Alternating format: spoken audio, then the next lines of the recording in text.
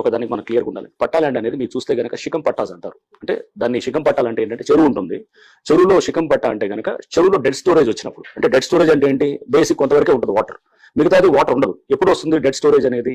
ఖరీఫ్ లో వర్షం వస్తుంటది, రబీకి వచ్చేటప్పటికి వాటర్ తగ్గిపోతుంది. తగ్గిపోయినప్పుడు అప్పుడు ఒక పంటను వేస్తారన్నమాట. దాన్ని ఏక్ ఫసలి అంటారనమాట మన మామూలు పాతకాలంలో కూడా ఏక్ ఫసలి అనేది.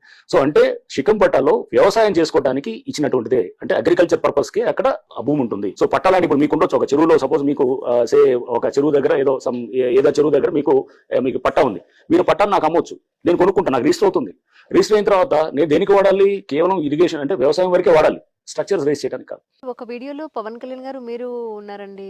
అవును, ఆయన కూడా వ్యవసాయం చేస్తున్నారు. శంకరపల్లికి వెళ్ళే దారిలో 12 కిలోమీటర్ల ముందు ఇక్ఫై ఉంది చూసారా, ఇక్ఫై అవతల ఉంటుంది ఆయన పొలం.